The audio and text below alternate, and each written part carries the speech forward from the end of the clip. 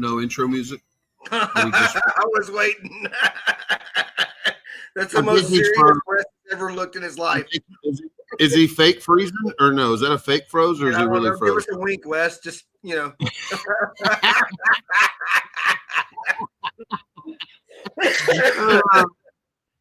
me zoom in to see. Yeah, I think he's. We got emergency. I think that's a picture. He has included a picture in his backdrop, and man, he's really in the background because he's muted the whole bit. But welcome everybody. We are on number 62. 62, and unfortunately, our producer kind of held us out on the intro music, but 62 episodes still ain't got it figured out.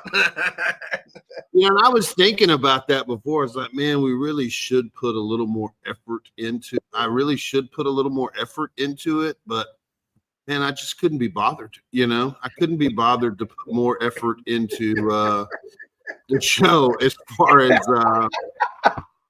we get our guests kind of last minute. I know you guys are like, man, we got no fucking idea who he's bringing on. And, usually I'm texting somebody last minute. And these guys were going to come last week, but David had gotten time off of work. And I tried to get him a couple of weeks before. So yeah, it's, man, it's like I said, I probably should focus a little more on it. But, man, I think unscripted and, man, just seeing how it goes is how we've been playing this game. So. Yeah, opening scenes are kind of becoming a little thing to see if we can even make it there. As soon as you went live, everything on my stuff just froze. You were like this most serious face you've ever had on the entire. You're just like. I couldn't see anything. I had to control alt delete and just start over. I thought you were fake. I thought you were fake freezing. So no. I was like, you mean to tell me 2 times in a row, right as we go live, either my monitor goes dead or everything froze. I mean, like as soon as you said to go live, and I think I told you, are you going to hit it? It froze. Yeah. So anyway. If you can we know you're in Mississippi and the Wi-Fi is questionable. We understand. So. I am in the last AOL chat room, and if anybody wants to come in and join me after the show, let's have fun. Right. Man, please turn the frozen image into a bobblehead, and we'll just throw it up the next time it freezes, and you can just be. Caesar, you did a hell of a job last week, man. Glad to see it, brother. Appreciate you jumping in there. I had to go hang out on the beaches of Miami. Somebody had to do it right. Where are you guys this week, man? Man, I think Phil's up in Alaska, huh? Yeah, he's at a hotel in Alaska or what? No, I'm at a buddy's. No, I'm at a buddy's house. Okay. We flew into Anchorage, and I got a hunting buddy that man, he lives like an hour from Anchorage, and they've got a contest in Eagle River, which is like 30 minutes outside of Anchorage and about 30 minutes from his house. So, man, we're staying up here this week. We're here for 10 days. Man, it's great, Carrie. It's cold. Man, it's like, I don't know, upper 40s, lower 50s. Oh, that's heavy. It's jacket weather, like all day. I don't think it got to 60 today. So we've only been here one day, but, man, there's mountains everywhere with snow on them, and I like cold weather. Man, we hit the Walmart today and got some fishing gear. So me and Bubba are going to try to wear something out tomorrow. Carmen's fighting a tooth. She's had for 5 days, she's got this toothache or whatever going on. And we got her into the dentist this morning. She got some relief on that. And anyway, so tomorrow we'll be after the fish and cook off this weekend. So you going long shorts or we going pants? What are we doing up there? Man, I've got pants on right now, which doesn't happen often, but man, it's mid-June and I got sweatpants on. Man, it's a good day. Yeah, right. Now you're just rubbing it in. That sounds awesome. Well, man, I had my mini split service this week just because, man, it's so freaking hot, and I know I'm going to have to run the mini split and the rooftop. So, man, I had the mini split guys come out and give it a deep clean. So hopefully, man, when it's 100 degrees this weekend, and you bring 6 extra shirts because you're just sopping wet from all the humidity. Hopefully that mini split will hang in there and won't, be able to cool it down a little bit anyway. So absolutely. Well, the good thing is they won't know you changed. It'll be a chicken fried shirt. I'm pretty much guaranteeing it, right? Probably, yeah. I mean, I'm working a Royal Oak one today, but What do yeah. you got? Oh, see it. Nice, brother. I mean, it's What do you representing. got on Wes? What's your shirt? I've got a little Razorback? Atlanta barbecue store Okay. over there. Yeah. No, I've got to represent the sponsors, man. But I got some new stuff in, and I like these little light summer shirts, man. They're kind of my go-to. Everybody gets on my ass about wearing these long sleeve hoodies. I'm like, it keeps the sun off of me. They're breathable. I love them. right. You know, Yeah, you're on that same shirt. Absolutely. So yeah, he's pussy queuing it, huh? What, 30 teams or what? Believe it or not, man, that's usually 100-teamer. And it has, this is not a knock on those guys. I don't know. I know what's going on. I want to say they're about pricing themselves out of it. But man, they're at 43 pro teams this year. So we've gone from over 100 to 90, a couple of years. Yeah. Now they just stretch it to 43. And, they do a great job over there, but there's only so many people are going to pay $750 to do a contest. What's the payout like right now, Wes? Of course, if you take the backyard and you take the pro, I think they're saying it's like 70-something thousand, but I think it's 43 to the pro. Which, now, don't get me wrong. Again, they do a phenomenal job. I want to see this thing continue to keep going, but as it goes up in entry fee, it seems like the teams just drop off. Unfortunately, you got all this meat, then you got to come out of pocket that. So it's dwindled down. 43 teams is all they got in pro.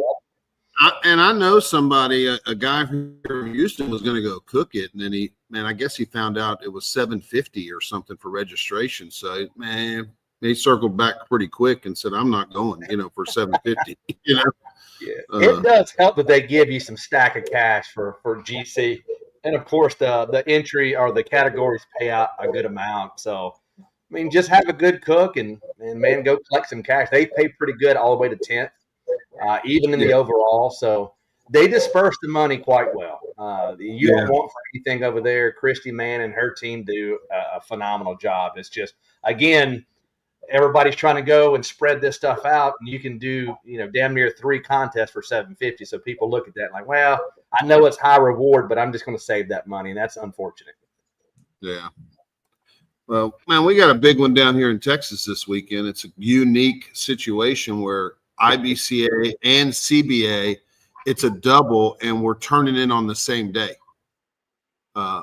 So it's they're going to run an IBCA and a CBA in parallel, and man, they're giving out $78,000 in prize money. I mean, the overall, there's a combined overall for IBCA and CBA. Man, it pays all the way down to 10th, and man, I think 10th place is like $800 or something for 10th overall. Can I ask you something on this though? I think I read something on the internet. I know there's not some people real happy about changing some times. You want to get into that? I don't have an issue because Brandon, I'm just kidding, bro. What was it? They did. What did it go to and from, Bill? Just curious. What's that?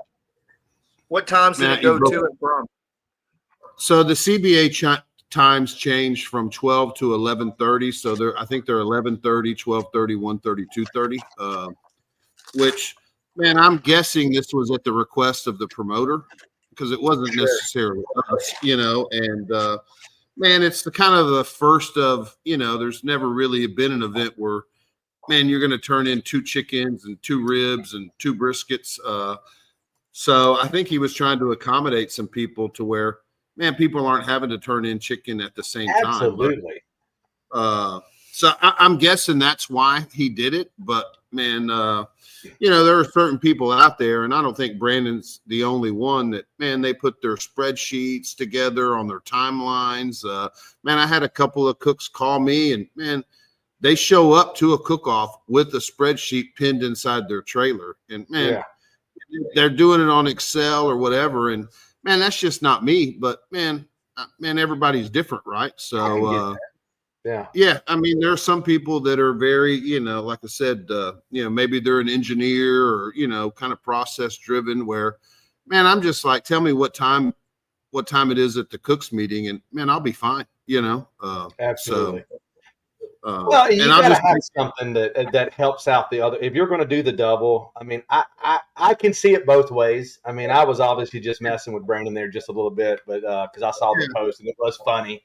Mhm. But man, if you can accommodate more people than even the ones that are a little pissed off, I say do it. I mean, there's MBNs and KCBS duels that happen, and they will ask one of the sanctioning bodies to move it over. I don't think it's that big of a deal. Just adjust. Well, and I think too. I mean, I don't know on those NBN KCBS deals. Do they move the turn-in times around sometimes? Sometimes it's not all the time, but there are a few that they'll be, they'll ask, hey, this is going to be difficult. I'm a one-man team. Can you move it? And they'll vote on it and move. It's very rare, but it does happen. Well, wasn't there a contest, Phil, that you were at KCBS where chicken turn-in was like at 11, and man, it was like on the East Coast somewhere where they had some weird turn-in times. Yeah, seems like it. Yeah, I don't remember which one it was, but yeah, it was a seems double. like I think it was a double, and man, they had some kind of funky turn-in times that were not consistent with, like I said, the majority of KCBS. So Yeah. And it might But, have yeah. been Oregon. I don't know. Dan might know. It was somewhere not normal. Right. Right. It doesn't mess you guys up, does it? I mean, honestly, 30 minutes, I'm not changing my timeline at all. And well, it doesn't really matter. We can, I just do the math if I'm going to adjust stuff.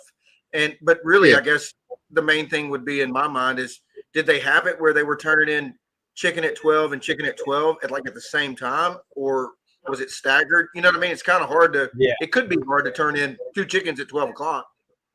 Yeah. I don't know. Yeah. Man, I don't know what they It's still doable if the tables are next to you. Just bring 2 chickens up there and turn them in. I don't know. Yeah. I've never done now- one the same day. So I don't have experience doing it, but Yeah. it would seem like you got some logistics to work through one way or another. Man, if I don't do well, I'll blame it on the timelines. You have a built-in excuse. Absolutely. Built-in. And if it wouldn't be that 30 minutes, that's 180 all day. Yeah. So, but man, they're throwing out some big money. So, man, I'm going to be there for sure. So. Hell yeah. And they're both qualifiers, you went to them both, right? They're both qualifiers. Yeah. And they got 2 different judging rooms, a IBCA judging room and a CBA judging room. So, man, it ought to be pretty interesting. And I think some people are showing up and just doing maybe the IBCA, and some people are showing up just doing the CBA. But, man, some of the big money is that combined overall, So, and, man, I probably need to talk to them just so I have it in my head of how are they doing the overall. If you finish first in, say you GC the IBCA and, man, you hit 5th. Man, are they using the points and adding them together, or is there a designation for first place is worth this many points versus a 5th place? So yeah. But either way, man, it'll be fun. So, hey, did you guys cook this past weekend? I was out of town, so I don't know. I wasn't paying attention. No, I was sicker than a dog. He's laughing. Why are you laughing? I don't know. I swear I don't know if you guys cook, but the way you said it makes you think. He's so full of shit. He's so full of shit. I swear I didn't cook. Man, just look at my spreadsheet. As much as I like the bullshit, I will let you know I'm trying to rub.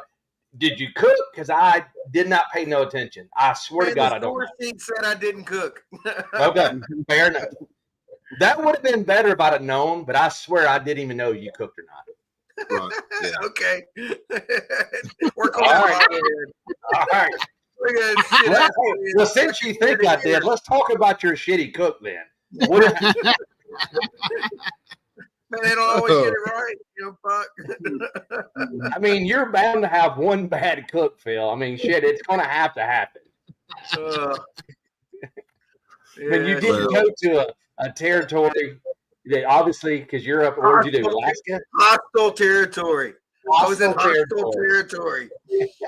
I feel like I may be in hostile territory for the next couple months, to be honest with you.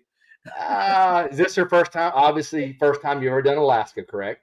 Yes, and then so we'll leave next Thursday and fly to Rhode Island, and we're going to do that. And then that's a Saturday, Sunday contest. We leave Monday and fly to L.A. to catch a flight to New Zealand for a few weeks. So we'll do a contest there, and then we'll go to Australia and do that double at the end of July. The guy wins one fucking world champion in Australia, and he just goes all down under. Just runs that. I'm just trying to hit the places that are coldest. I love it, man.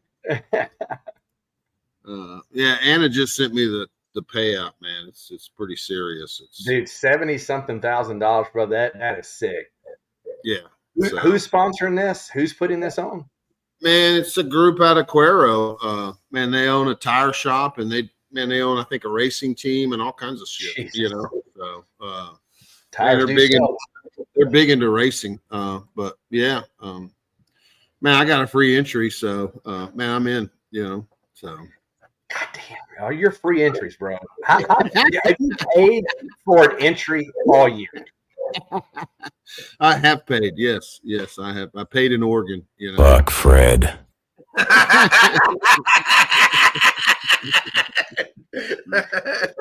was leaning in to see when I was going to hit it. He was getting close.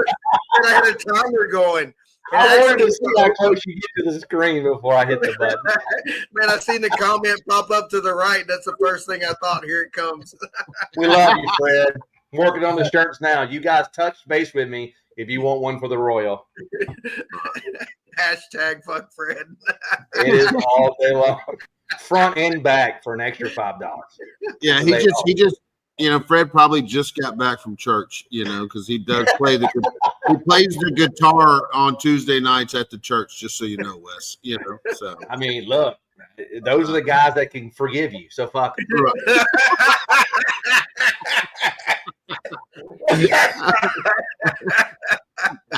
I mean, I don't want to say that to an asshole. I want to say it to a good Christian guy.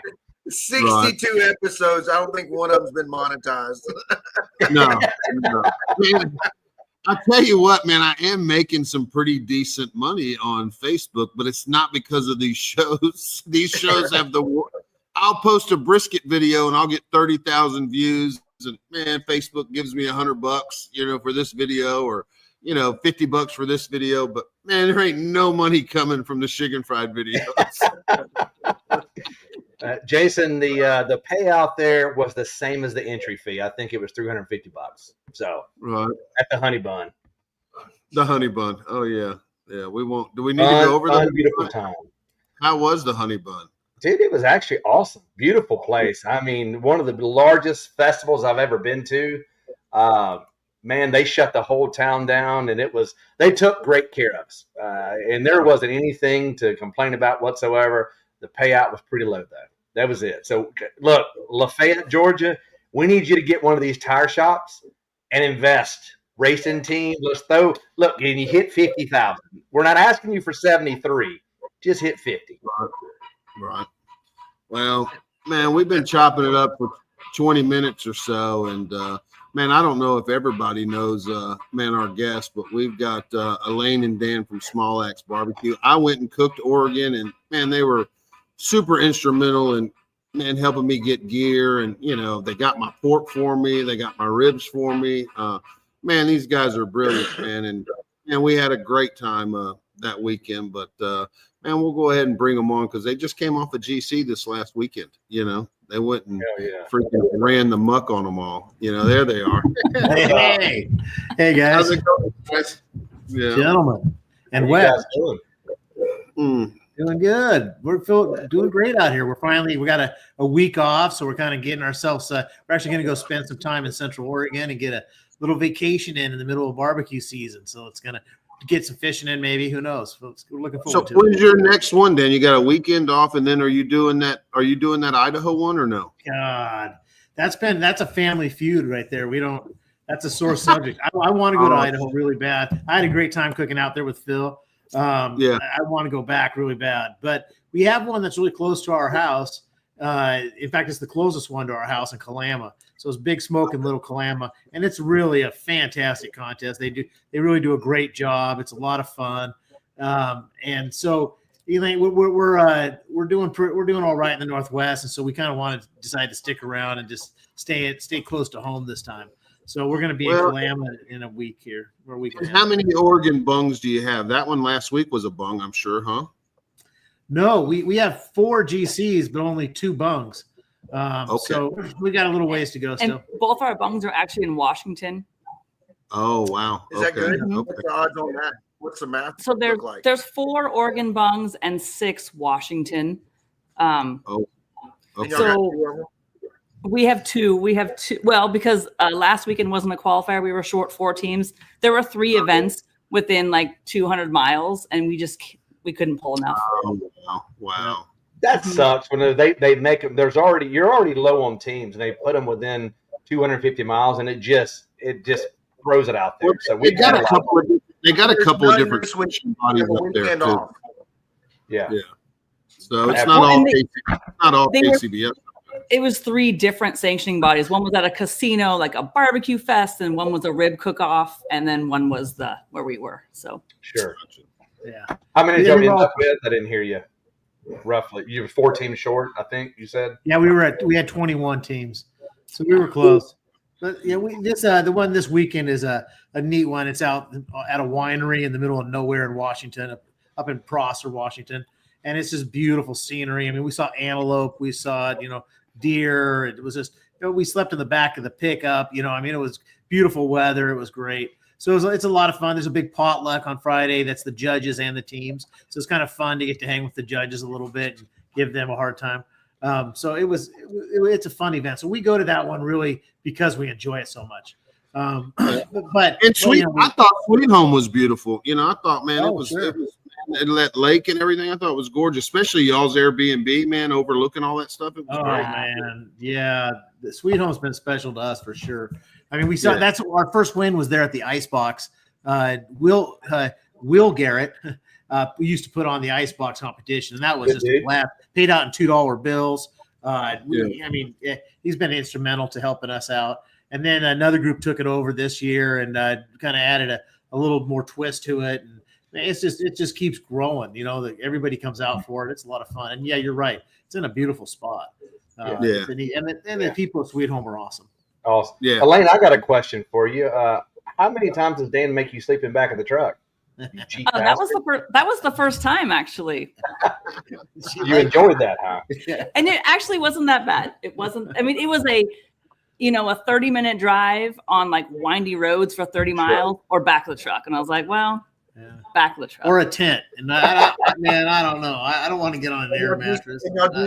Even a cot. Yeah. It is different there. I don't think you guys have ever had humidity, have you?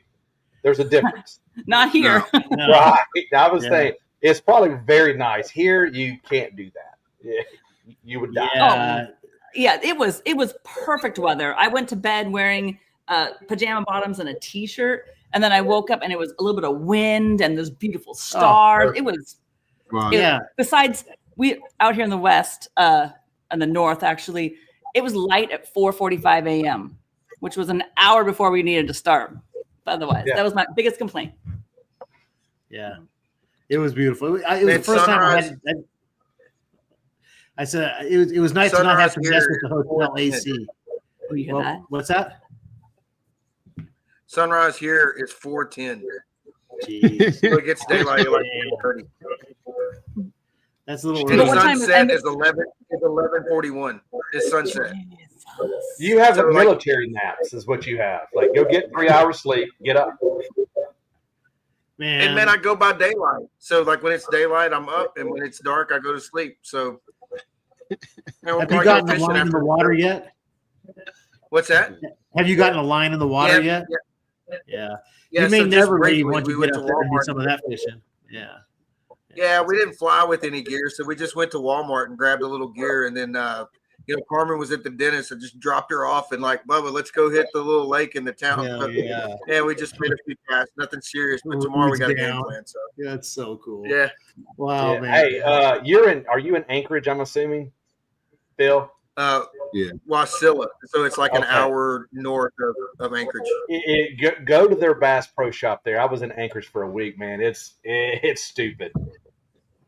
Very nice. Okay. You would enjoy that. Yeah, we got some cool stuff planned, so looking forward to it. Yeah, you'll have fun. How many teams do they have? Because that, if what I understand, that is a qualifier up there, no matter the team count. Correct? Yeah, I talked to the promoter today, and he's made sure no one's coming. I think we're sitting on a guaranteed top 10 is what we're sitting on. Oh, that's good. That's awesome. I don't think they're going to be short on judges, you know. I mean, what are they? How many tables do they run for 8 teams? That was going to be my question too. Yeah. Do we each get our own table? Is it 2 boxes on one table? That's too good. Man, I think they just roll the dice. They tell all the judges to go home and just roll the dice, you know. So. And it's like a nightmare scenario for me. I hate small cook-offs regardless. But I mean, it's an auto. Regardless, it's still an auto. So, hell yeah, man, I don't know. We'll see what happens. But Gringo says 2 tables for 18. Yeah, so. Just 2 tables. Yeah. Do you have any other bungs, Phil? Man, and no, hey, I'm going to hit the table of death. Guaranteed. Put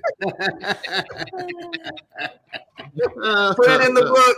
Put it in the book. How many do you have for the year so far? 5? What do you got? 3 or 4. I have 3 or 4. Yeah. Unfortunately, he Which can't feels count like the Mississippi Worlds, and we didn't come through for him. Yeah. Are they all in Texas? Running out of daylight. It's kind of like auto or nothing. Yeah, they're in Texas. Yeah. Mississippi Worlds didn't quite make it, which would have been nice, but is what it is. Right. Hey, Carl asked a question. I'm assuming he's putting that towards you guys. Are you guys still cooking on those little smokers? So he's in reference to Temu smokers that I had shipped up there. They look bigger in the picture. So. What are you cooking on, man? They came in a box. So, like, I shipped them up to Anchorage to my buddy's house. And I'm like, man, I better send one of those to the house just to see what we're working with. So I did. I just shipped one to the house in Texas. And then, man, I opened it's in a box that's about, it looks like a pair of shoes or something. So it's got all these parts and pieces and 100 bolts and nuts. But no, Carl, we're ditching that. A couple drums. We'll cook on a couple drums. Oh, my Man, God. have you thought about maybe Carmen cooking too? That way you kind of have a, man, you got another dart, Have you thought about that or no? Appreciate it, Kicking Ash. No, but that's a great idea, Bill. Man, just like I said, she's cooked before. Man, she's cooked before and she's won before. You know what I mean? Yep. So, man, even if you get her, some wings or something, just to, man, especially if they're running 2 tables, Hell yeah. Yeah. Because it could be, like you said, man, you end up on the shitty table or whatever. And, man, she ends up on all the good tables. Who knows, So. And we got 2 drums. She can have one and I can have one. So we're good to go. Yeah. Man, it's just a thought, We'll just cut my brisket in half. Have you ever done a full comp on one drum? Man, I have. You talking now? But I did do it. That's Darren, yeah. Yeah, Drew made that famous. I did one on he wanted to do that as well. So that's right. That is like the ultimate respect cook right there, is doing and winning on one drum. No, it's the ultimate disrespect. It is the bitch which side of the drum you're on. For sure. There's no doubt. Yeah, he beat it. Oh, there you go. He beat us in Idaho on one drum. Dude, before we jump in, that looks good. And since Carl messed this up right here, did you guys happen to see that video on the internet with Carl Davis this weekend? Bill? Man, I tried to unsee it, is what I tried to do. Carl, I almost unfriended you, bro. I'm just letting you know right this second. I don't know where you got the romper, and I don't know where you got those dance moves, and why you were grinding on Shane's leg like that, but you got one more time. You will be blocked. Yeah, and alcohol will make you do some funny stuff. But, This is why you stopped drinking many years ago, right, Bill? That right there. Yeah. One lap dance, that'll do it. I don't know. I think that was a dry hump. That was not a lap. We passed it. Sorry, Elaine. If you've not seen it, don't go search for it. Okay. Don't look for it. No. Yeah. So I got another question for you guys. I was talking to some mutual friends, Dave and Joel, going with Ken. Love them. They told me you guys out there at your sanctioning body, y'all get to sell to the public. Is that correct? Oh man. Get. How does this work, and how can you do it here? Do you want to explain this? It's interesting because it's evolving. And so the promoters ask teams to vend, and most teams do. And so it started out, people were vending mostly like circus food, bacon wraps, stuffed whatevers. But now the teams are really vending barbecue food. And the crowd, of course, the people just love it. So we get a lot of interaction with the public, and usually the promoter takes a cut. So the promoter might take 20% or something off of it. They'll do like, barbecue bucks or tokens or whatever for payment. And then you just turn them in. But it seems to work out really well. It's kind of a happy marriage, just the way that the promoters are getting barbecue to really work out here. It does make it so that a lot of the event is on the backs of the barbecue teams because they're the ones generating that revenue. And they're 2-day events. So we vend the first day and compete the next. Yeah. I love it. But then on the competition day, a lot of teams will vend their competition meat, their leftovers. And we've had guys even auction it off. Like they'll have their brisket and they'll stand up there. Crooked Pigs does this. And he'll just start yelling out there, how much do I hear? Boy, you get like $100+ for a couple slices of brisket. And it seems to work out real well for him. So it's a lot of fun. Teams have a lot of fun with it. And it kind of pays for your gas. And which kind of helps out. We thought it would be a deterrent, but a lot of the California teams have embraced it. So now they come up here and boy, they make their gas money right off the bat, and then they take our winning money too. So it's been a win-win for them. But it's easy. You can vend whatever you want. So I love it. I think that is absolutely awesome, and they should transcend that through all of barbecue and allow. Now, how do they do with? Is there some kind of special dealing they deal with? The food permit? How do you guys work? Yeah, it's a sample size. So we're not vending plates. We're vending sample size, 2 4 ounces, 1 bone for ribs, things like that. So in Oregon, they're not as strict. So as long as we're sampling 2 ounces or less samples, they basically don't even care. Everything's legal in Oregon, just so you know. We definitely ain't worried about the 2-ounce samples of barbecue. What do you mean? Man, they're not worried about back rock. So you're telling me you can actually get 1 rib? I've been hearing this joke forever in Oregon. How much for 1 rib? And they ain't worried about 2 ounces of anything, No, they don't measure nothing. Yeah. No, I love it. Yeah. We're a nasty people here in Mississippi. We need licenses. Big time. Oh, yeah. Washington is tougher. Washington, I think California too. Like Washington, the health department comes, we fill out our little forms before, and then they come to our site and they check our hand washing water and they make sure we have a bleach bucket. And then they say, okay, you're good. And then you can vend. And I think they're now enforcing bigger fees to the organizer, which is tough because now they're having to pay big vending permits. So we'll see how that evolves. That was just this past year. But it really helps the promoter make a little money. And, often it's a charity. Their money's going to. One for us, we take all of our trim to our local butcher, and he makes sausages for us. And that's what we vend. So we're using our trim to, and, it ends up costing us $1 a sausage. And it works out great. And then we've got these amazing sausages that we get to sample to the public. I mean, where else are you going to get, Steak River Farms, Gold Grade, Wagyu, brisket, sausages, Prairie Fresh Prime. Well, that's what we have. Right. And so it's it's a fun treat. The people love it. It's easy for us. We're trying to keep it simple for us for vending, and the sausages work great. And we're definitely not making any money at it, but it does at least offset the cost of our meats a little bit. But Oh, yeah. It's more work than money. Oh, Big we time. suffered at first. At first, we would get the sausages and we'd grill up a bunch of onions and some peppers, and we were making these fancy little sliders and all these things. Man, nobody was buying them. Then we started putting them on a stick, and as soon as we put the sausage on a stick, I can't keep them in stock. I'm constantly back there making more sausages. So we've learned our lesson. Keep it simple, you dumbass, and it's worked out pretty well for us.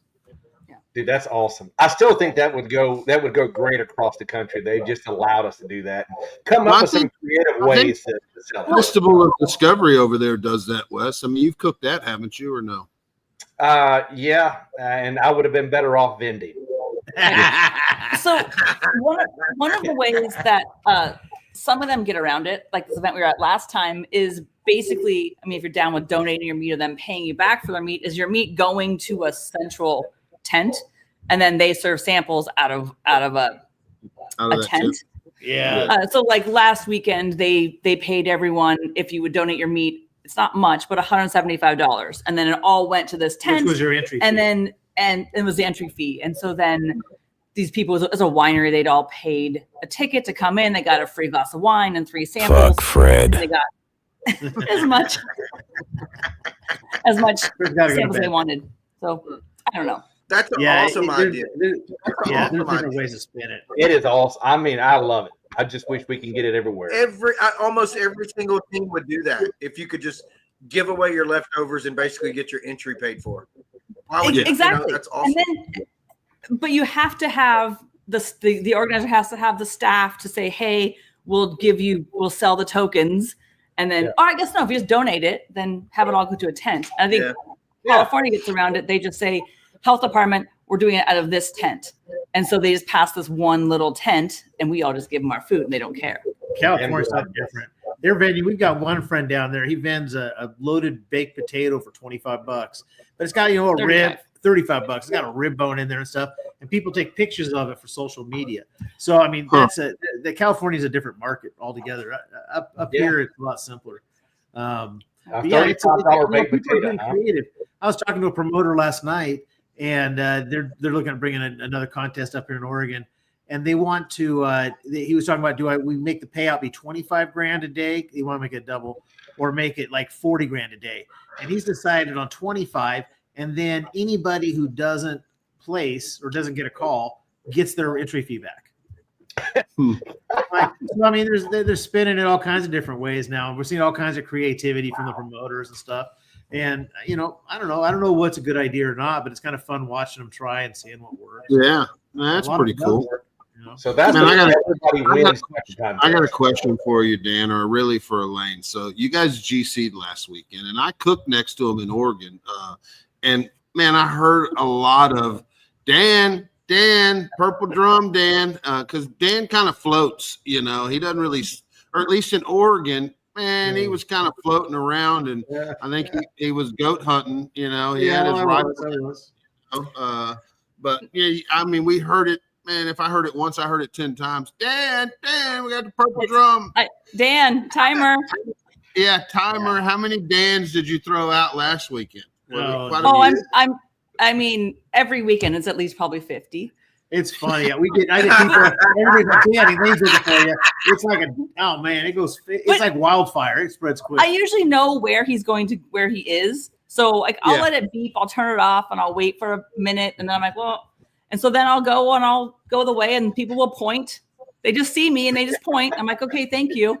And usually all the timer is a rotate. But Dan's left-handed and I'm right-handed, so I'm afraid I'm going to go right. He's going to go left. Or the one time I go left, he's like, no, I'm going right. So I don't touch his drums. He doesn't touch mine. So like we had this right. That's the Brad Schaefer story. Yeah. Like one guy would switch one way and the other guy would be the other way. Yeah. Right. Yeah. Dan, does it kind of just kind of fade in the background? You hear it so much, like you really don't hear it, even though she's saying it multiple times. 100%. 100%, Wes. 100%.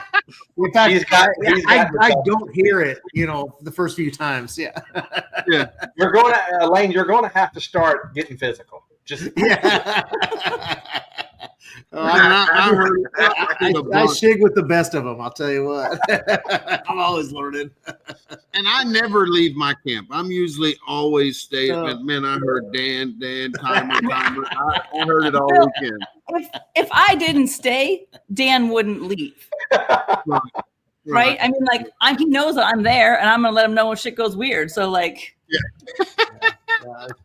that's a great teammate there. We have a really good time. Yeah, it's a lot of fun. It's fun cooking. You know, it's fun to have a partner to cook with, and she does just as much work, if not more. Well, she does more, obviously, than I do, and it makes it for a really good time. You know, we have a lot of fun when we're out there cooking. We, Wes, you brought it up. You know, it's like, boy, you know, I get done with a comp and I'm just exhausted, and I just want a week to catch up on my sleep. And boy, after a few days, I'm ready. I can't wait. I'm ready to get the next one right now. And that's pretty much every time. I love it. In fact, because we don't have a ton of contests out here, it's gotten us to travel a bunch, which has been just, awesome. I mean, the first time we went goat hunting, we were down in Vegas, and Smitty taught us all about that. And so ever since then, we've been really working on that game. Wes wants to know about goat hunting. Wait. We got two on here that like to goat wrangle or whatever the hell they do with goats at the contest. You like to go goat hunting, correct? Oh yeah. In fact, I really thought that we were onto something there, and so after doing that time with Smitty, I had such a good time that we've been focused on that, and so we try to pick comps that have the biggest goats at them. And boy, I'll tell you what, it's been a lot of fun, but we haven't been real successful. But now, since Chicken Fried, in fact, I got it up, I think. Chicken Fried's come out now. And I'm telling you what, it's helped my game like you wouldn't believe.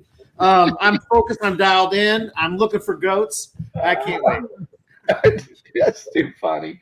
He was Texas goat hunting whenever at the contest. It's like, I'm Texas goat hunting. I'm like, man, Brad's here. I'm going after Brad too. I'm going after all the goats. Yeah. I talk a good game. Yeah. That is too funny. That's too good. It's too funny, man. It was such a good Texas time. Goats are hard to hit again, I'll tell you what. Yeah. Hey, that did look like a really badass contest. You guys were all out there. What was the payout for that big one? Or did y'all all go because it was a qualifier, or it was an auto, or was it just the payout? No, it was a good payout. In fact, Phil came out last year. Last year it was a single and it was $50,000. This year they split it into a double and made it 25 each day. Okay. It's the San Diego Smoke Show. And like I said, it grew from the ice box, which Will started out as. And it's just been it's become a legendary contest in the Northwest. We've kind of had it to ourselves, but people are starting to figure it out. We try to keep most of that stuff on the DL. I guess we're selfish that way. But it's fun. It was fun having everybody come out. It definitely changed the dynamic of the contest. The teams loved having everybody traveling out there. We don't get a lot of traveling teams in the Northwest. We're kind of isolated. There were 13 California teams. Yeah, 13 California teams made it up. So it's a lot of fun, and we're seeing that more and more. People are starting to travel up here and take our money. Damn it! And I think because of the fact that we tend to have the vending, our prize funds are bigger. Our typical prize fund is 10K. So we run between 10 and 20. Stop it, Phil. Yeah. Man, I was going to ask, and we got. Are they still paying with the $2 bills? No. They did not this last year. I wish they did. We'll see what evolves out of that contest. But this year, because that was definitely Will. You know, super cool. Yeah. Well, can we at least get one planned for you to come somewhere on the other side of the country that we can all maybe do together? One big trip. We've got gear stored out there. We've got gear in Lynchburg, and so we go out there. And of course, the contest we picked to do is Smoke on the Shores. And boy, we just finished middle of the pack. I want one of those records so bad, but we haven't been able to accomplish that yet. No. But yeah, we're looking at more contests out your way for sure. But and vice versa, we've got spare drums. So I mean, Bill apparently has first dibs on them right now. But if you want to come, we still Bill was one of our we met him and got to use his trailer. Our 10th competition ever, which was the Jack. Oh man, I'm telling you. So yeah, our first time we're at the Jack, our first year No cooking, big deal. and yeah, no Right. big deal. And we don't know anything, of course. And we weren't even No going to big go. deal. We were like, we gotta go to the Jack. Don't be an idiot.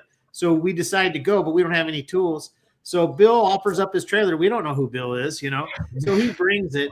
And then so first we're cooking out of Bill's trailer, which is insane. Everybody's stopping by. They think we're chicken fried. We're like suddenly we're heroes. And we're cooking next to Brad Cox, and local yokels, And across from LC. Yeah, and across from LC. So Brad's taking care of Brad and Jocelyn are taking care of us. And then man, we thought we knew what we were doing, because you're new and you're doing well. Hell, we're at the Jack. We must be good. And then damn, Phil comes walking over and goes, "Here, try my brisket."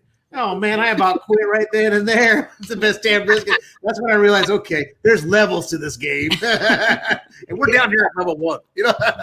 We're an international team, so we don't know. Yeah, exactly, 100%. You know when Phil's got a good cook because he starts bringing the brisket over. You're like, that brisket was stupid. Yeah, it was. I know you finished well. I don't remember what it was, but man, that was some good brisket. I was like, oh my god, really? So yeah, that was that gave us a new perspective. In fact, we were cooking on an outlaw for our brisket out here, and watching after Phil cooked out there on his offset. We bought an outlaw for Tennessee, so we have an outlaw stored in Tennessee. Just as a result of how damn good Phil's brisket was. My question, I guess, when you went to the Jack, did you happen to run by Chris Schaefer, and did he tell you how great he was? Oh yeah, Well, then you got to experience the Jack. Chris even cooked for us the third year. Last year Chris cooked, wasn't it? No, 2 years ago. 2 years ago, Brad cooked. This year, I don't know. I don't remember how it goes. Yeah. Chris is a good guy. Chris has helped us a lot, actually. We drove gear out to Blackfoot last year, and Chris, we brought the whole get up for Chris for Blackfoot Idaho comp. So we have cooked right next to him. He gave us some good advice. He was a good dude. Yeah. Chris has helped us a lot. He'll help out occasionally. Every now and again. It was always like, what Brad told me, or what Bill told me. I think the first time I met him, he let me know that Brad knows him. Yeah. 100%. Yeah. He said, "Yeah, Brad's his best friend." I go, "Yeah, Brad, Chris Schaefer?" And he goes, "Oh, I think so." Sounds familiar.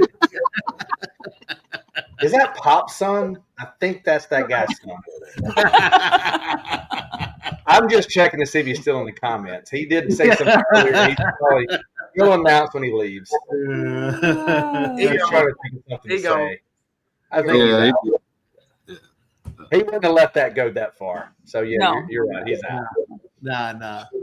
Well, I'm really surprised. Wes has had a lot of questions, and he hadn't tried to shig anything. I don't know what he's holding back on. But usually Wes he's got his shigging game on pretty good. Yeah, I'll tell you. I'm shigging right now. I want to know how I can get paid on the front end of a fucking contest and not have to worry about the back end of a contest. Right.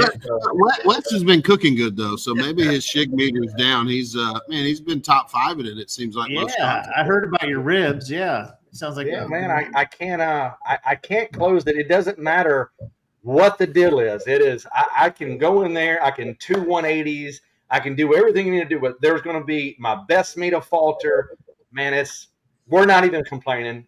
Look, I could either complain after we have a good cook, or I could complain after we have a bad cook. So what am I going to do? Man, the first 4 cooks of the year were very humbling, so you're not going to hear me bitch at all. Yeah, I feel that. I got a little bit of that Phil Breeden walking his meats over to me during the Mississippi Cook, and I learned then, I was like, I got to step my game up quick. So hopefully we can have a good cook at the one this weekend. They do give out quite a bit of money, and it's all cash.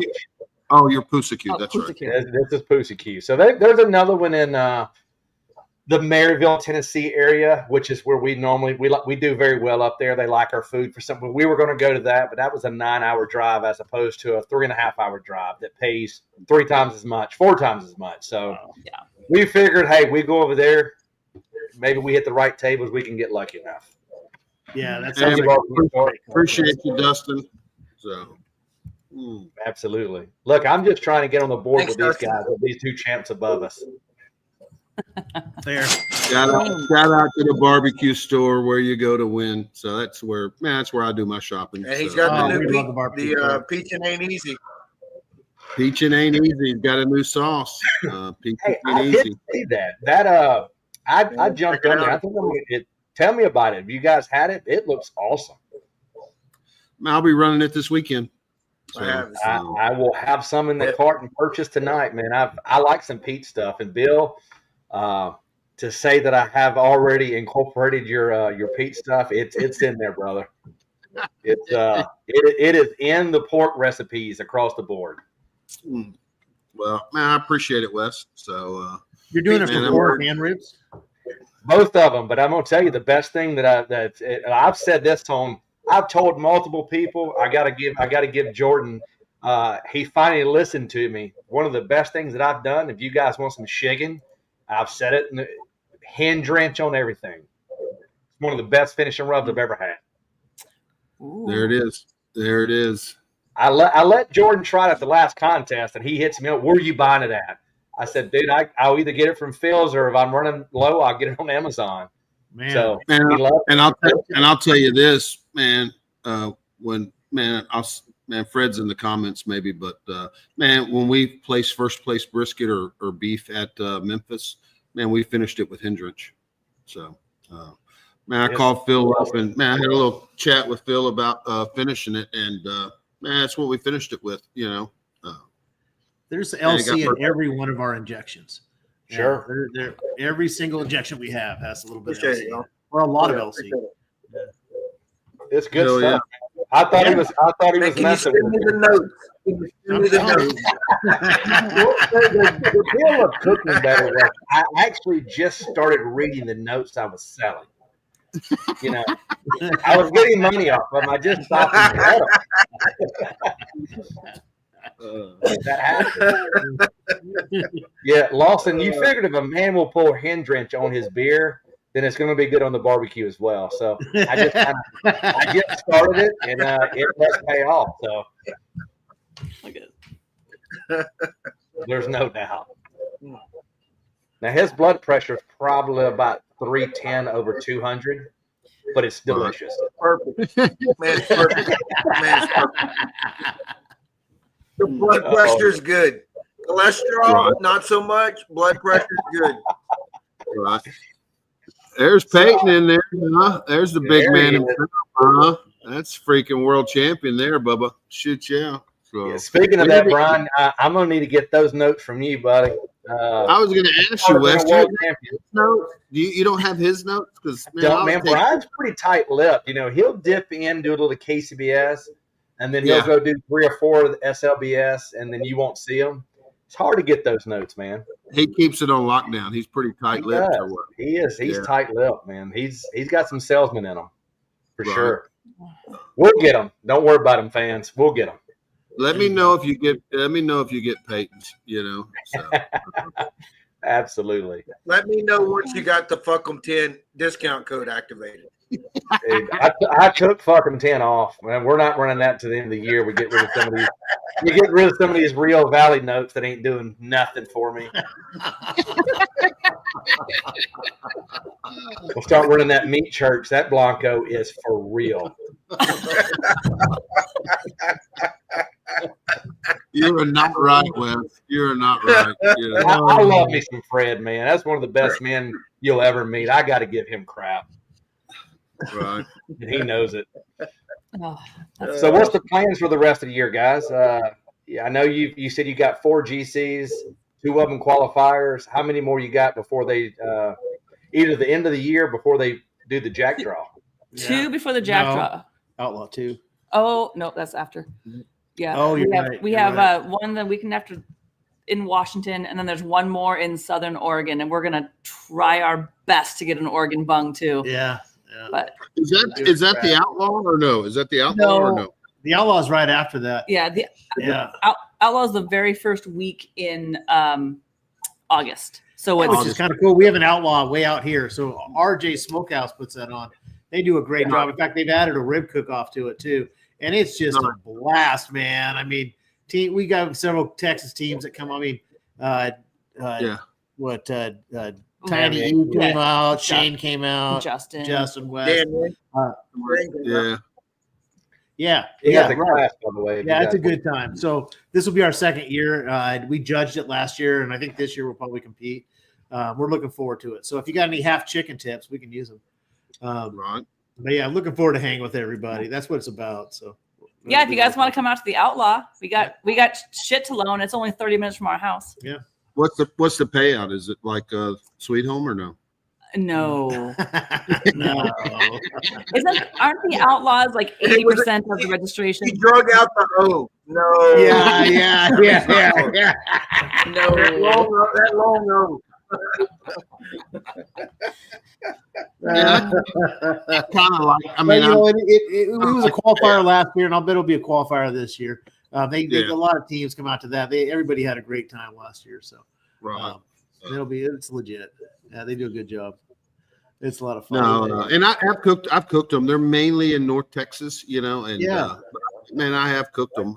Man, like I said, they're just kind of very similar to old school IBCA, They got a couple of new different, bonus point situations, but for the most part, man, it's what we've cooked for years in Texas, It's just the system that we've had for years. So, man, those guys are, I guess Wes popped out, but yeah, man, they're great people, man. It's a good group of people, and man, Justin West is a great guy. Yeah, it's cool for them to support us out here. Justin's familiar. He's done the ice box, so he's real familiar with cooking out here. But the support they're lending is really cool. So it's a lot. It's fun having another organization out here for sure. It's a good time. And y'all got quite a few sanctioned bodies out there, huh? Yeah, boy, it's right. Yeah, because we've got the Pacific Northwest Barbecue Association does a great job. They've been training new teams and judges. Oh, geez, I think they've already this year had maybe 3 team trainings and a couple of judge trainings, and they're cranking them out. And these teams and judges will go between bodies, and so it really is helping out barbecue. Just straight up, which is really cool. And then in addition to the PNWBA, of course, the KCBS is strong up here. They're really strong in Oregon. And then we've got these other things like Outlaw and the Rib Cook-Off Association, which is a lot of fun too. So it's there were some people talking to Fred about doing a CBA up there. Maybe I think he was. Really? Big time. No, they're very interested in that. It's a lot. People out here want to cook different things, and they're into it. There's the PNWA has done a good job of that. In an area that maybe wouldn't have that many contests. Boy, they'll run. I don't even know how many they have this year, 12 or something. So, but only 6 were qualifiers. Yeah, a bunch of more qualifiers, but they're still putting them on. And they're doing a good job. So it's been good. And we're seeing a lot of change in barbecue out here. We just had an article today that La Barbecue out of Austin is opening up a sister store in Portland, or a sister restaurant. So it's we've got some good barbecue spots in town, so it's continuing to grow a little bit. We're nowhere Texas is at, but we're inching along. People appreciate good Q out here, so it's you're ahead of Mississippi, so you got that's not saying much. You don't have the worlds. I don't give a damn what you do, but man, when you get a little plaque that's got a sticker on it and it's from Mississippi, you're not beating. You get an envelope with change in it, Now when money jingles and it doesn't fold. Yeah. You're at the Mississippi Worlds. Mm-hmm. You got to come to one of them. Yeah. And the more south you go in our state, the cheaper it gets. If you like copper, Mississippi's a good. They'll take copper as a trade. There may be a few IOUs in that envelope. We'll get you paid. I promise. Just give us a little time. I'll never forget, man. We're there, man. And they're like, this guy, I don't know who he was, Wes, but he was like, man, we're going to do a 4 cook-off series. They were wanting to do like a whole little mini series, and we're getting paid with envelopes with change in it, He's not lying either. I'm like, Oh, are yeah. you serious? This guy's gonna have like a 3 or 4, series cook-off, some kind of little mini chase in Mississippi with these change. I mean, it was too much, Mm. Oh, it was fun. It's the fact that we that was the weekend we reserved it when we all went to Great dinner, call. and I remember going, "I'll take my earnings, I'll put it towards my bill, and then take the card for the remainder." It wouldn't even cover my meal. But they were wanting to do like a 3 or 4 cook-off series, like, man, it's great. We're gonna do more of these, Bill said, "I'm not coming back this year." It's hilarious because look, we all like to cook. We would probably do it for a lot less prize money than in some of these because obviously Texas has a lot of money. But Jesus, man, whenever you go in there and there's probably about $1,800 for the entire cook, and you're trying to figure out how to pay the top 3, it gets tough. It gets tough.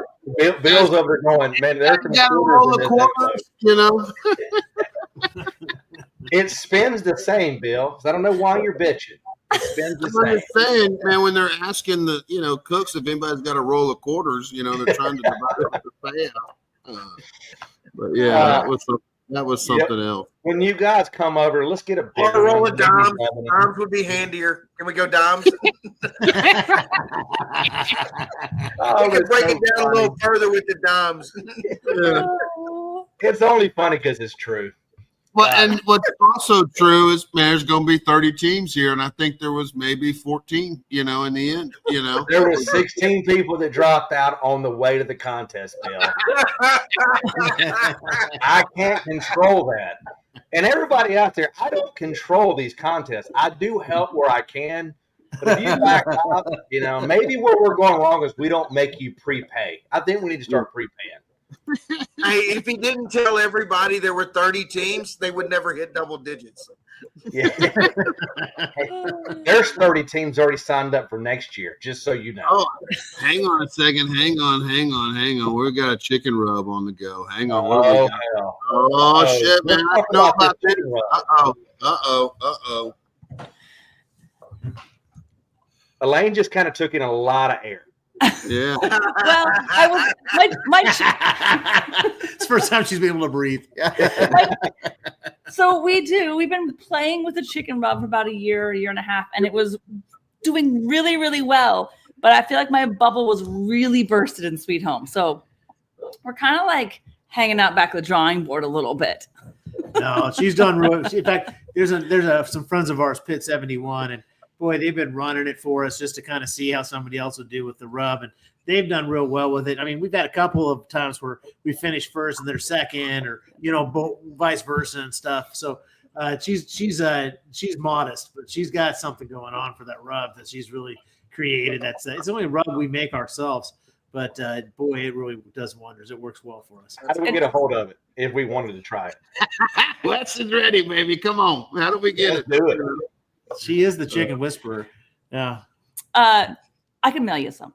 Oh, What's the name? look at- What do y'all call it? Everybody don't go in her inbox. Let me try it first, and then I'll cascade it out. Okay. There you go. There it is. Do y'all have a name? Do y'all have a name for it yet? We're playing with one. Yeah, we like the name Chicken Strut, so we might call it Chicken Strut. We'll see. We're calling that in house. In fact, that's the first time we've let that cat out of the bag. But we do like Chicken Strut. So you heard it here first. Might as well go ahead and claim your territory. Yeah, there you go. Fair. Yeah, right. It came about because I cook our chicken, and mostly I was lazy. I didn't want to have to use like 3 different rubs. And I was like, I want one thing that I can just shake on my chicken. So I made one, and then it started doing pretty well. It runs more savory than sweet. So I don't know how that rolls down in like Texas or Mississippi, but it's definitely more of a savory. It'll do well than a sweet. I'm sure it'll do great. Man, another name I thought about for a chicken rub, which, man, I probably won't use it. So, man, you're more than, but I like the name Chick Magnet, so. I thought they were going to say chicken fried. That's good. That is a good Magnet. one. Yeah, Chick I Magnet's like a it. great name. Yeah, that's a good name. So, and just food for thought, just kind of, That's a great one.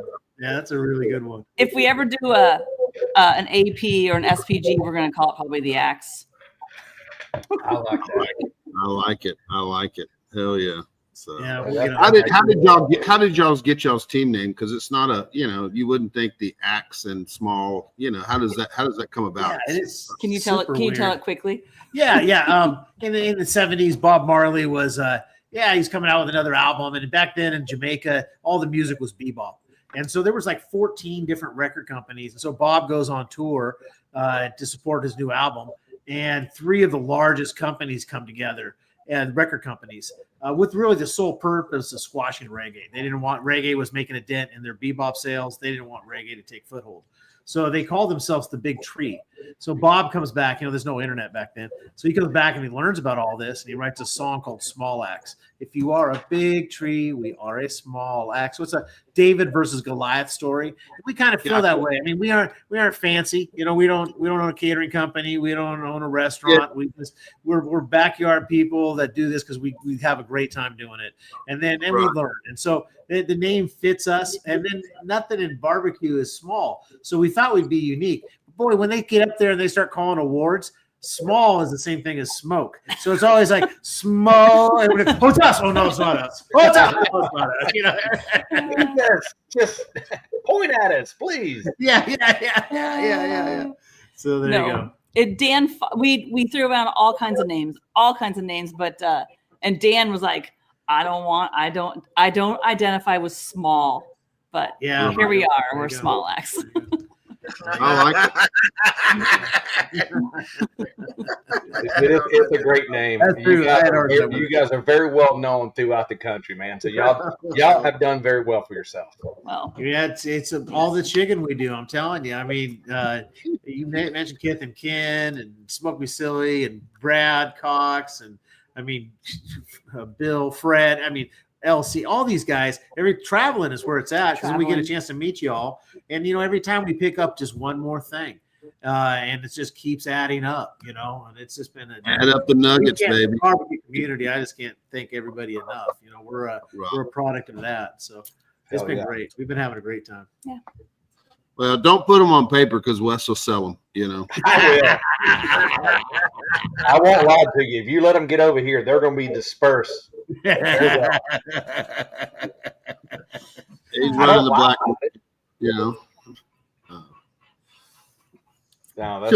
shit, man. No, man, I loved it. I had such a great time, man. Me and Vanessa both loved it. So, I'll tell you, it was huge. Our pork, man, we have been struggling on pork.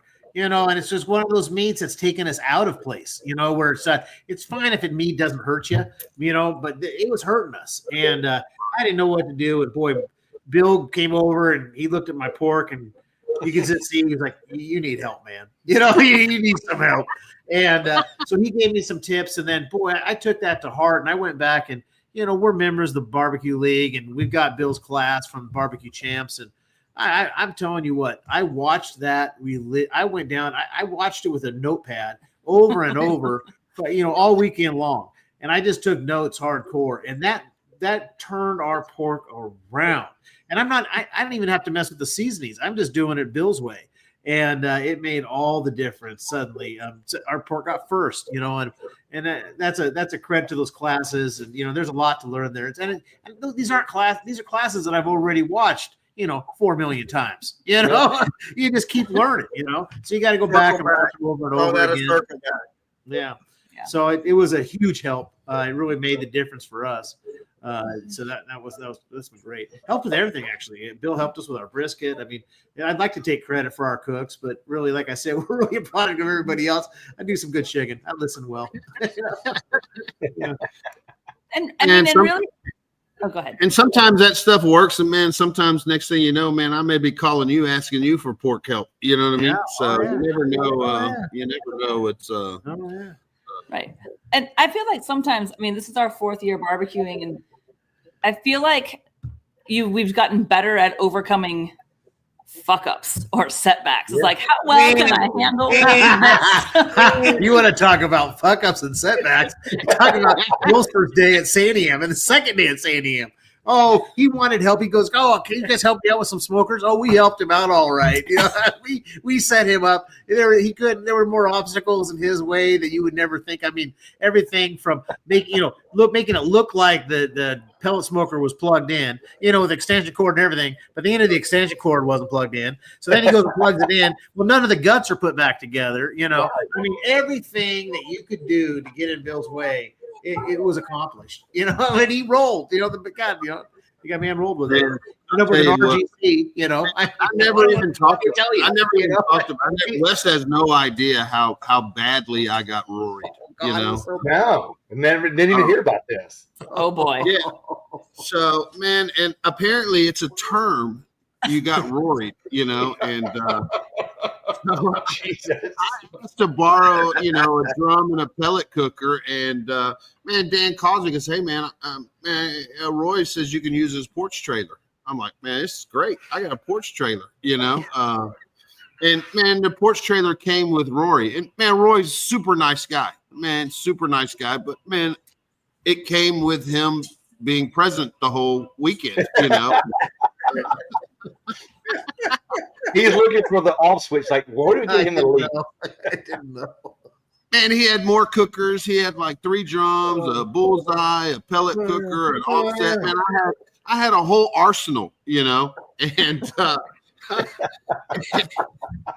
he's like, "Man, I'll be back here, Bill, probably about 7 or 8. I'm, he's sleeping in or doing something. That's fine. I got you all set up for the first morning."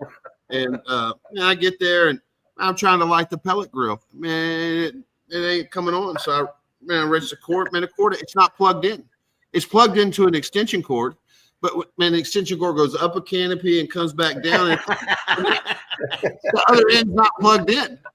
And it's at the front of their porch trailer. Man, I'm looking at the porch trailer. Man, there's no fucking outlets on the porch trailer.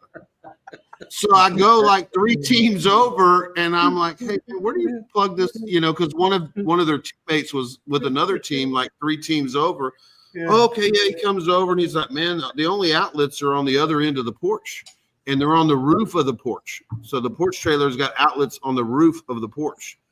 And he's, "Man, we need to find an extension cord." So we're digging through. This guy's got more totes than you can shake a stick at, man. We're digging through these totes. We find an extension cord and get it plugged in. Man, perfect. Finally got power to it, turn it on. 20 minutes later, it's still at 60 degrees. And none of the guts were put in. None of the guts, man. And I'm like, "Hey, how does this yoder, the yoder's not still on 60, man, and he was sifting charcoal, man. The guy was during the cook, right? Yeah. The day before, he's over there with a sifter. I'd never seen anybody sift charcoal. And, man, he's sifting my charcoal for me. "What are you doing?" "I'm sifting charcoal. That way we got some big chunks for you for the offset. If you want to use the offset, man, it's all sifted out." And I'm like, "Man, okay." Man, it was, but yeah, it was, man, that yoder, man, the temperature was off. I go to wrap my brisket. Brisket's been on for 3 hours, and it's got good color. Let's throw it in the wrap. Man, put a probe in it. And why is my brisket at 130? And it's 9 o'clock in the morning, man. Brisket's at 130. Man, this ain't gonna work. What the hell's going on with this yoder? And my pork had finished off the drum, so I started blasting that brisket on the drum. Puts the electronics in that yoder. Man, the yoder says 325, but the electronics say ThermoWorks said it was 225. So I've been cold smoking my fucking brisket all morning.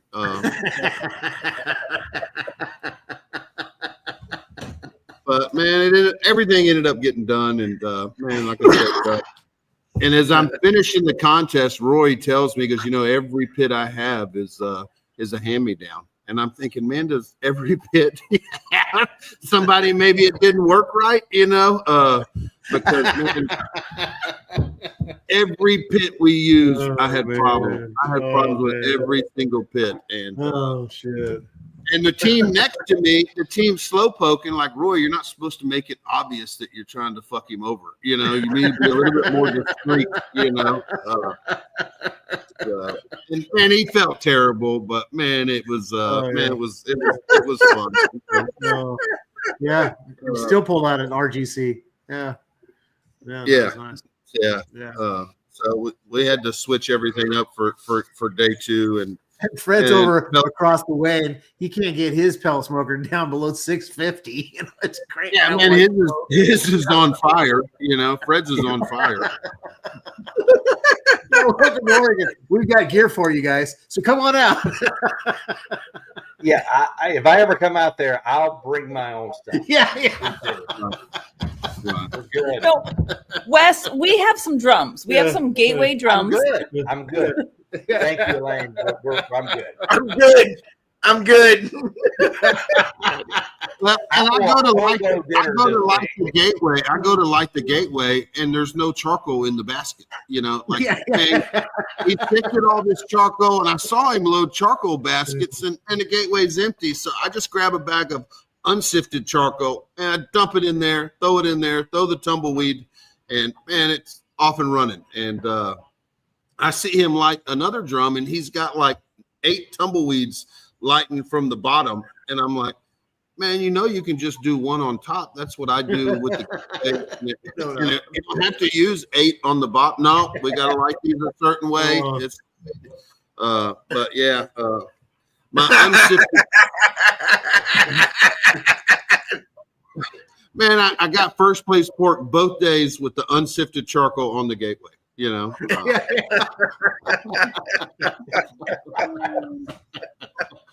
But, this sounds awesome. Yeah, he's skipping over half of it. It was a fun time.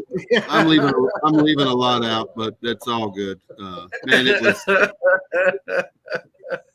like I said, Roy worked his ass off. You know, he fucking unloaded all those pits, and he had more Milwaukee toolboxes. He had 5 tools of everything. If I asked for a strainer, man, he had 6 of them. Which mesh do you know? I mean, he had it all.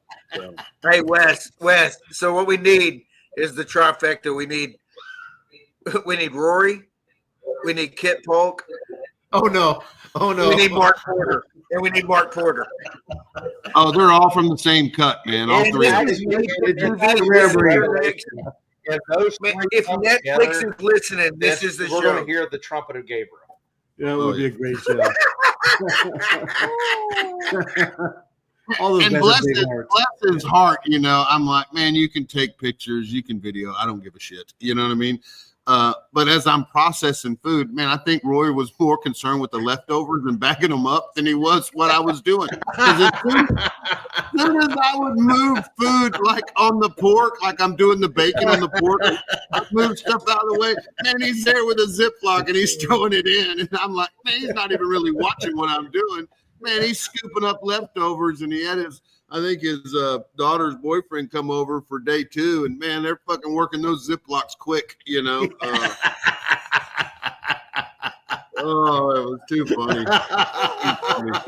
He was right there on that cutting board as I'm going through stuff, man. Fucking yanking it. You don't want that? No, I don't want that, bro.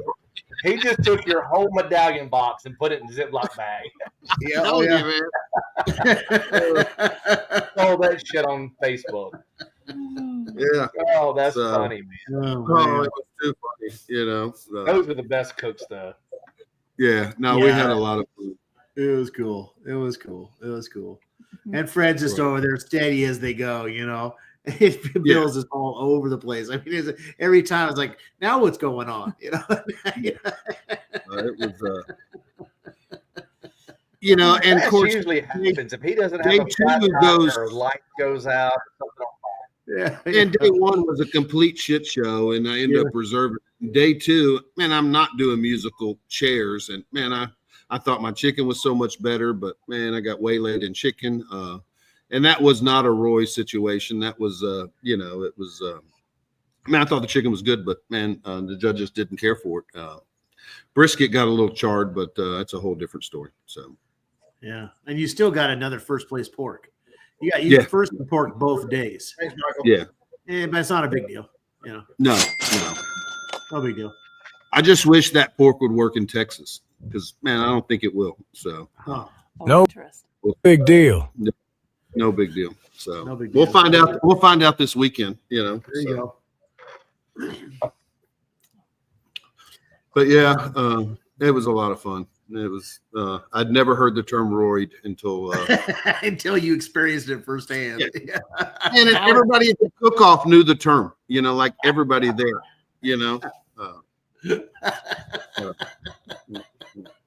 Oh man, I felt bad. I thought we were helping him out, but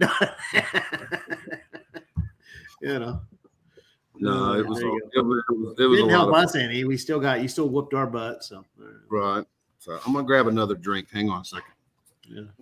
I gotta check the tires too. So Phil, you gotta tell us now. You've been literally everywhere in the U.S. I know, and international too. But what's the best fishing, man? What kind of fish do you like to go for? What's the most fun to catch? Man, the one I haven't caught yet. Yeah, yeah. The best one's the one in my hand, right? I got you. I mean, it is kind of cool to fish different places and catch fish you hadn't caught. So, man, that's what's fun to me. Like, obviously, there's fish to go back and catch, but man, pretty cool to get outside of Texas and go catch sturgeon on the Columbia River by you guys. Man, how cool is that? Man, now we're up in Alaska, and man, we plan on getting on some salmon, and man, who knows what in the next 7 or 8 days or whatever time we got to do. But man, just kind of doing stuff that's, man, you only kind of get to do once in a lifetime type stuff. It's kind of and you don't know. I mean, I've spent literally years, like 2 or 3 years, chasing steelhead, not catching one. You go out your first time and nail one. So you're on a different line than I am. That's something special right there that you just nailed right off day one. So have you gone out with Fred too? Man, so we did. Yeah, I have on Fred, but let me talk about that steelhead a little bit, because man, that kind of sucks a little bit, because I'm gonna underappreciate that forever, right? Yeah, I know. We go and like last minute, Will Garrett and Craig Barbecue Ninja invite me to go with them right there in Sweet Home. I forget the name of the river right there. It's behind the contest, literally. Man, go float fishing for steelhead. Sounds great. I don't really even know what steelhead is at the time, but it's a big trout, or whatever. Yeah. And man, they call it it's a fish of 10,000 casts, right? So like it's just super rare to catch them. And when we get in there before daylight, we're in this we launch in. And man, it was like 10 minutes into the trip. I'm just sitting in the front seat, and we've got we're trolling and got these chatter things, whatever they are. And bam, this thing goes, "Hey, that's yours, man." I turn around, like, "Oh yeah, that's me, man." I grab it, and I'm like, "Man, this thing," I'm like, "Man, it's just coming on in," and all of a sudden it figures out it's hooked. This thing goes ape shit, starts flipping out of the water. It goes under the boat. I'm like this. It's on the other side of the boat, flipping out of the water. I did everything I could to try to lose this fish. And we get it in the boat, man, giant, however big this fish is, right? And I'm like, man, this fishing's great. I love it. We spent the next 9 hours. We didn't catch any fish for the rest of the trip. That's normal. Yeah. Well, so, I didn't know how hard it was to catch those fish. Just got lucky. Because they're coming from the ocean. They're not hungry. So they're only hitting because you've pissed them off. So you do a good job of pissing fish off, apparently. We even heard about it. That's my specialty. We heard about it this weekend, man. And then you cooked that thing up. People were like, "I had dinner with Phil," and I'm like, "What are you talking about? You had dinner with Phil?" "Oh, he cooked up a steelhead." And I go, "Oh, that's right. Okay, right. You fed that corner back there. That was a good deal." And we did. We cooked that steelhead up in the contest. And man, the fire department came out. Man, I don't know. We fed like 15 people with that fish. It was delicious. On that one fish. Yeah. So good. What's your so good. Where are you hitting when you come back? What's your summer schedule for cooks? Australia. Yes. We got New Zealand and Australia, and then around August 1st, I fly back to Minnesota.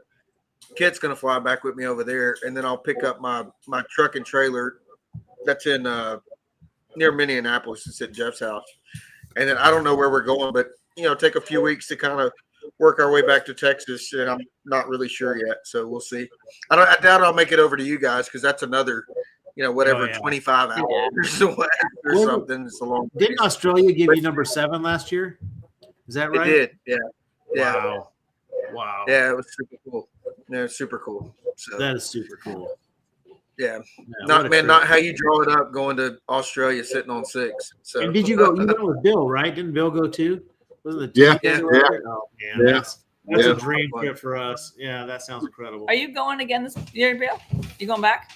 I'm not going this year, but man, I enjoyed it. Man, I had a great time. But no, this year, man, we're staying close to home. So, but man, I think Phil leaves in a couple of weeks, huh? Yeah, we fly out July 2nd to New Zealand. Yeah. Jeez, are you going home at all? No, not till I'll be home late August. Wow. Right on. That's I'll be in Oregon. You know. There you go. Cooling off, staying cool. Yeah. Right. Yeah, it's perfect now. It's like 75 to 80 right now, so we're in a good spot for weather. Well, so there is one more. If you're thinking about coming out, Bill, there's a Labor Day weekend in Idaho, and it's going to be a big one. Oh, Snake River Farms, yeah. Yeah, but what's the date on that one? It's August 31st, Well, September 1. DuPont too is 20 grand. Right. But I think everyone's coming out to Idaho, and that one could potentially be an auto. Well, yeah. Yeah. So that would be an auto for next year's Jack. For next year. If they don't host If Blackfoot. Blackfoot doesn't pull their 25 next year, which Blackfoot probably will. They've got they're pulling a lot of Idaho teams now and stuff. So Right. yeah. Idaho's got a really strong barbecue community. It's coming up. Yeah. They've got these contests are a result of that community. They've done a really good job grooming teams over the last several years. And Scott Bromall, he's one of the guys that have really been a big part of that. And now we're seeing that. We're seeing a lot of teams out of Idaho. And of course, Montana's strong. So hopefully we'll get those numbers back up. Yeah. Oh, Hollis says no auto. I will hold an outlaw in Coeur d'Alene. Oh, yeah.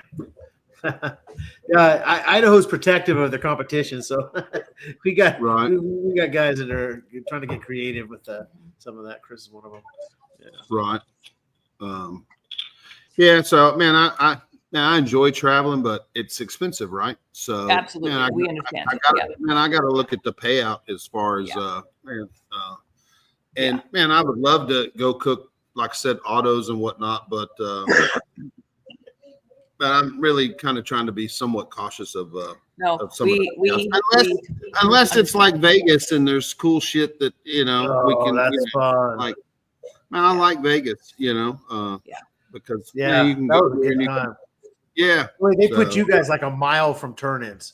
Yeah. You had to walk a long ways for Vegas. We knew that was going to happen, Yeah. But that was a lot of fun. Yeah, I don't know when my next one traveling. There's one in Vermont this weekend. Man, and I did look at airfare today. It was like, man, $200 and something. It was really cheap. It was really cheap to fly to Boston. Wow. But, man, I don't want to do a moving double because they're paying 78 grand this weekend in Texas. So that and what a cook. 2 contests in one day. There's a bunch of guys flying from Texas. It's a CBA in Vermont. So there's probably, I don't know, 5 or 6 teams from Texas all flying up there to cook it. So, wow. Because I think that one is an auto. I think Vermont is it an auto, Phil, or do you know, or no?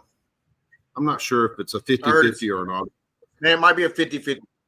50-50. Yeah. I think Vermont's a 50-50. I think Rhode Island's a auto. Right. Right. Hawaii's an auto, right? That's coming up too. That's going to be a neat comp. That Hawaii comp is something special. There's, even if you only do it once in your life, getting out there to cook Hawaii is something. It's cool. Man, I wanted to do that one, but man, the wife ended up kiboshing that one. So maybe next year. And it's expensive. I mean, that's it's a vacation. You got to combine it all. And for you, coming from, that's a long flight too. I mean, that's like 2 probably 5-hour flights, right? But doing like Hawaii, man, I'd want to stay there, a week or two, kind of like Phil doing Alaska. You know what I mean? Where you're doing more shit than just a comp. Yeah, if you're there. Yeah. We had our first year doing Hawaii. We had a guy from Australia come out and compete. He was on his way back to Australia, and there's this layover. There's one way you can take a flight and it lays you over in Hawaii. So he had booked himself so he could lay over in Hawaii and cook the comp. So maybe come to Hawaii, cook a comp, and then make your way to Australia. That wouldn't suck. No, that wouldn't suck at all. Yeah. Man, Hawaii was kind of early in the year before we did New Zealand. It was, man, I was kind of eyeballing to do Hawaii. It just didn't work out because it turns out that Australia double is on the same weekend as the one in Hawaii. Oh, no kidding. So Right. man, maybe next year. I think you guys got gear stashed over there, don't you?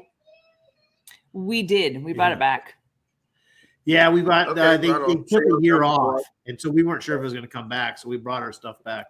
But it's for us, it's $500 a pallet to ship it over there. But you can buy WSMs and have them shipped to Lowe's. So there's ways around things. And the island does, man. Those people, they'll work so hard to make it happen for you. That's some really good people out there. So it's a good community. And do they have to have 15, Dan? Do they have to have 15, or is That's it like a question? Yeah. I'm not sure. I think they have 15, or they're darn close. They don't have the 15, but I don't know if they can get the same exception as Alaska, because Alaska can. They should. I mean, one would think they should. Yeah. But Should, so I think they're really close to 15. Lisa, if you're still here in the comments, but they'll probably get their 15. Yeah, I'm sure they will. Yeah. Yeah. Well, cool. Man, I want to thank you guys. I don't know if Wes Garrett, he's texted me. He's got internet. He didn't pay his cricket bill, so he's. Mississippi, they're still working on. What they got, like 2 cell towers. It's dial up still. They're using dial up modes. There you go. We're an hour and a half in. Man, I still got to run to HEB to get shit for this. I got to get stuff for this data and stuff. I love y'all for it, but you're It's right. almost 10 o'clock out there, and you're gonna still make an HEB run. Man, it's like 15 minutes from the house. So Yeah. And I like going at night because there ain't nobody there. I can whiz And in they and put whiz out out. the new golds, the new ribs. They're stocking for the night. Oh, Bill's not stupid. Follow him. He'll hook you up. Yeah. Right. That's the way to do But it. man, if you guys got anybody you want to thank, any sponsors, any shout outs, man, go ahead. Man, I'll tell you what, all the people that sponsor us, they sponsor us like it's Chicken Fried, it's LC Barbecue.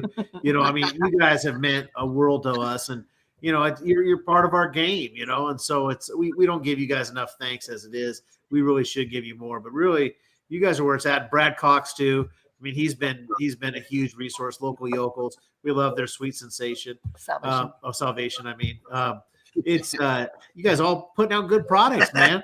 You're making it easy on us. I'll tell you, we appreciate it. So thank you guys. But nobody from Mississippi, no. Not giving you shit. No, Not getting nothing. They don't know anybody in Mississippi. Get you some of that hen drench, man. Grind it up, put it on some stuff. It does good. There you go. Well, we did have the Ninja come out, and he cooked a whole hog class with us, and the Ninja has been really supportive of us. So we're not Team Royal Oak, not because we don't like Royal Oak. We just aren't. We haven't reached out to anybody for sponsorships. But man, that dude, he's straight up. Craig's a great guy, and he's had our back from day one. So he's come out and worked a bunch and stuff, and we love the Ninja. We're too lazy with social media to have a sponsor. Right. Requires more work. You got to be on it for sure. Yeah, for sure. Yeah. Well, cool. Well, man, we'll shut her down. I don't know if I throw any outro music to it, Wes. There you go. There it is. Internet works. I got it. Thanks again, guys. Hey, appreciate y'all.